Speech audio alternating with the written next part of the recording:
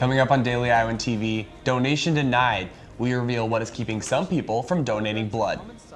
And later, we'll show you how one UI professor is working to help fight cancer. It's been fantastic to meet all these people in the dance marathon group and to raise money for an amazing cause.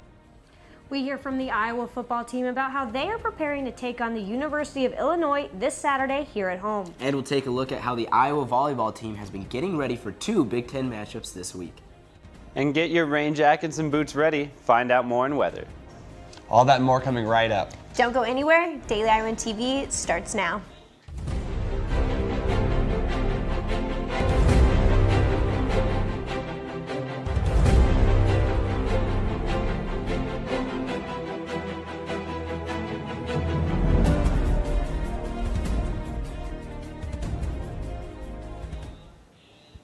Good morning and thank you for tuning in. I'm Cole Johnson. And I'm Mackenzie Cooper. As of October 3rd, Iowa City will back rent abatement in response to violations in the housing code. The City Council voted in yesterday's City Hall meeting, passing the provision in a unanimous vote of 7-0. This means that the city can make it so a tenant does not have to pay rent if a unit does not meet city code. However, if landlords are able to bring the housing up to code in 5 days' time, then the abatement is void.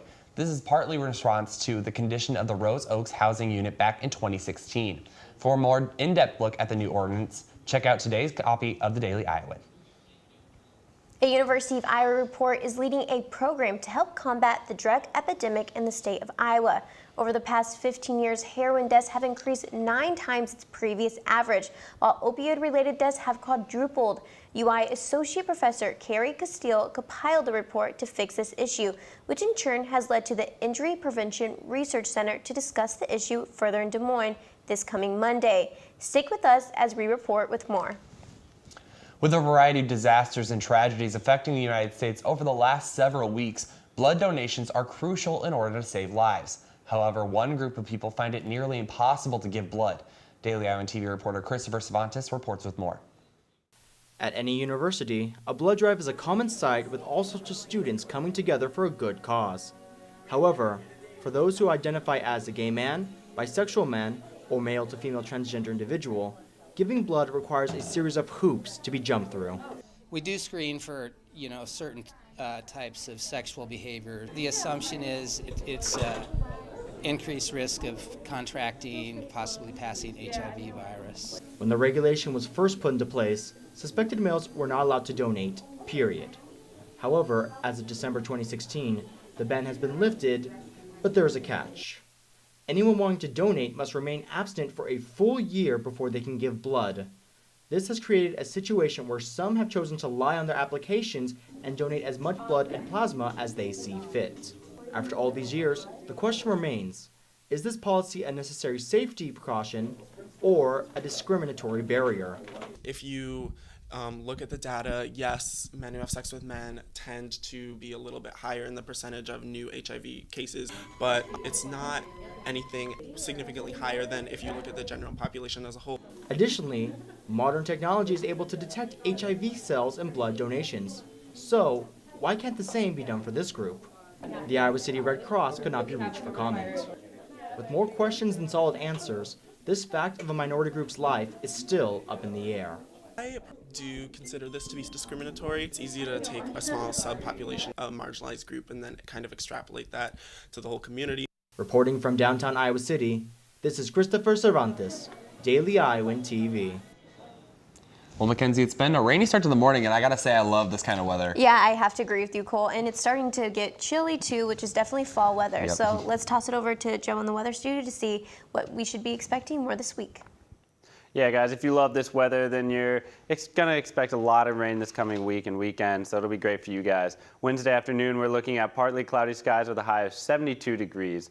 As we move on to the evening hours, however, we're going to see a mostly clear night with temperatures dropping down to about 52 degrees. Now let's take a look at our 5-day extended forecast. Thursday, we'll have rain showers in the morning with numerous thunderstorms in the afternoon, with temperatures reaching a high of 70 degrees. For the most part, the weekend's going to be a rainy one as well. Friday, we'll see temperatures reaching up in the low 70s with some rain.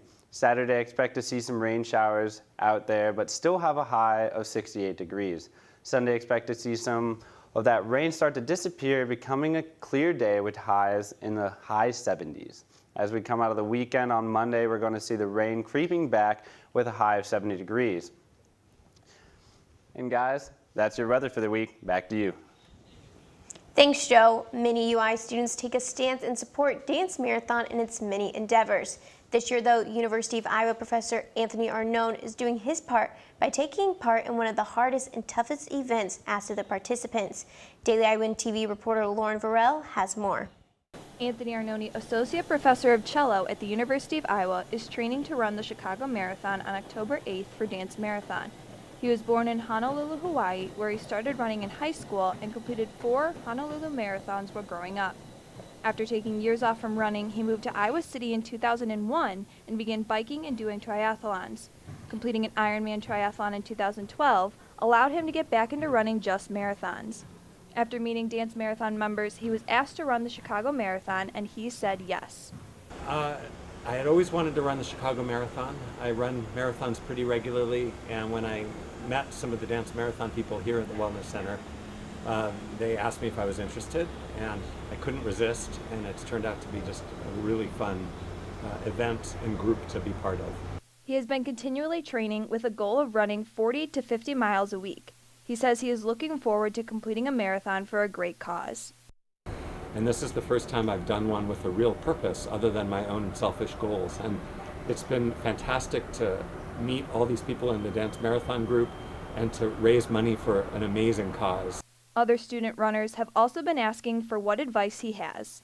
What I think you need to do is sort of be able to embrace that last 6 miles and treasure the fact that you're in this special place the last 6 miles of the marathon, and that the pain will go away later, and Chicago is going to be just an amazing support marathon where people are going to be just rooting for you. Anthony Arnone is pumped and ready for the Chicago Marathon. FTK. FTK. Reporting from the University of Iowa's Recreation and Wellness Center, I'm Lauren Varell, Daily Iowan TV.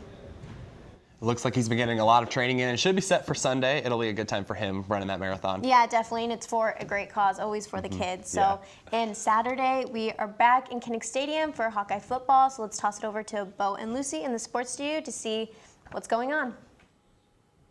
This weekend was pretty disappointing for Hawkeye fans in East Lansing. Yeah, I definitely would say so. It was a rough environment. I mean, we were there. But as football is only 3 days away from kickoff, they have a lot to work on after that upsetting loss against Michigan State last Saturday.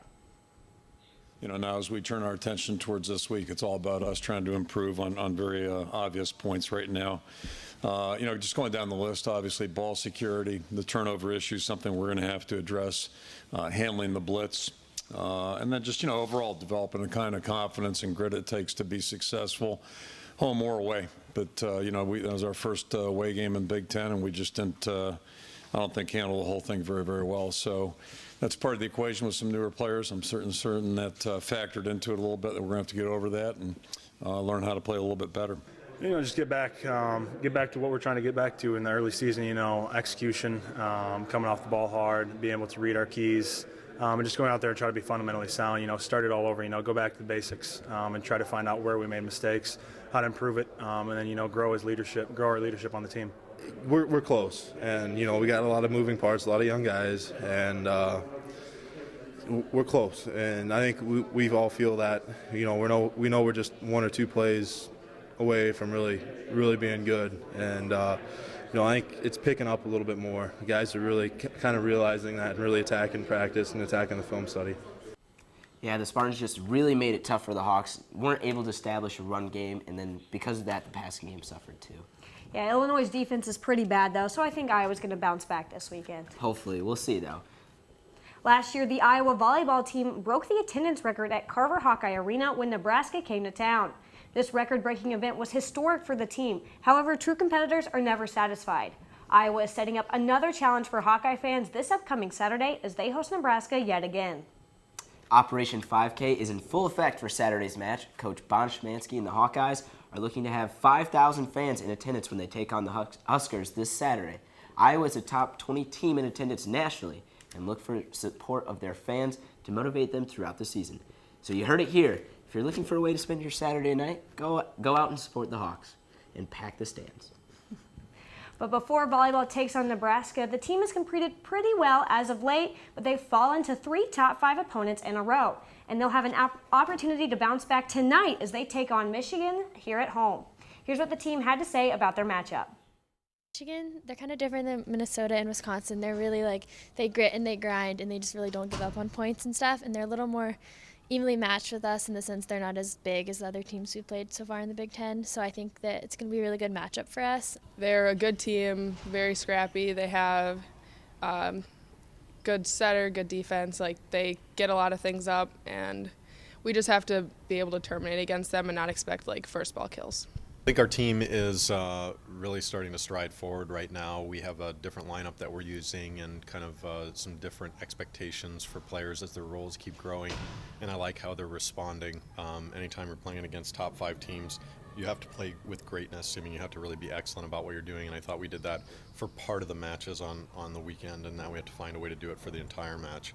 So we're a work in progress like any team is, and I am continue to be optimistic, certainly about our progress this season, and continue to stay on a mission of true mental toughness. The game against Michigan starts tonight at 7 p.m. right here in Iowa City over at Carver Hawkeye Arena. On another note, Iowa field hockey player Katie Birch received Big Ten Offensive Player of the Week accolades, which was announced Monday by the league office.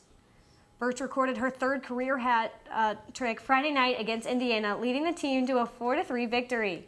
Birch was the 2nd Iowa player to receive an honor this season, as Maddie Murphy was named Freshman of the Week earlier in September.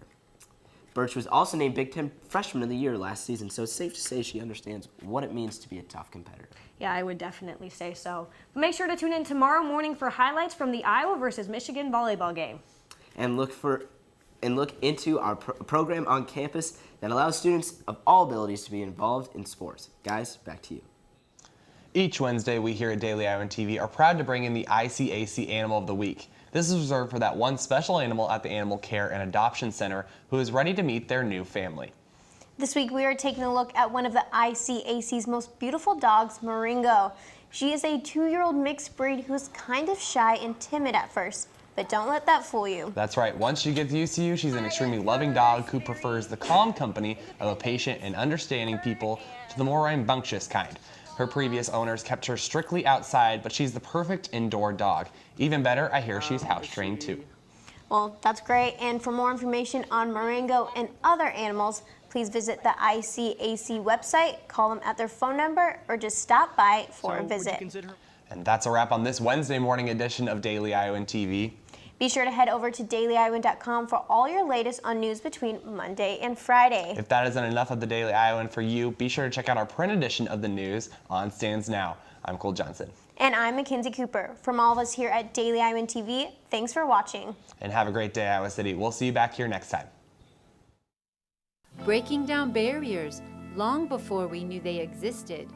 Dottie Ray, a revolutionary trailblazer, an Iowa City radio personality for over 50 years. Foundation builder for journalists. Please join us in sharing Dottie Ray's story on the big screen. After the showing, a panel discussion about Dottie's life will follow. It's all part of Habitat for Humanity's She Built the Future. For more information, please contact Habitat for Humanity.